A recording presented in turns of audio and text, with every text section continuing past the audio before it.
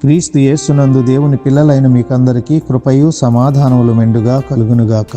ఈ ఉదయం కొరకు ప్రభువు అనుగ్రహించిన తన జీవపు వాక్కు మత్తయి శుభవార్త 5వ అధ్యాయం 16వ వచనం. మనుషులు మీ సత్క్రియలను చూచి పరలోకమందున్న మీ తండ్రిని మహిమపరచునట్లు వారి ఎదుట మీ వెలుగు ప్రకాశింపనీయుడి.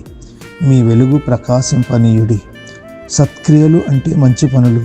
చెడు స్వభావం గలవారు మంచి పనులు చేయలేరు.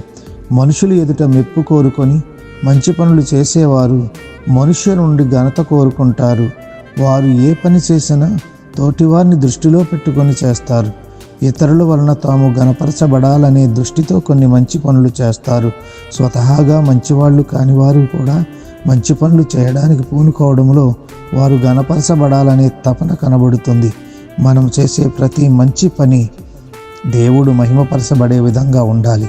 అలాగున్నప్పుడు మన వెలుగు ప్రకాశిస్తుంది.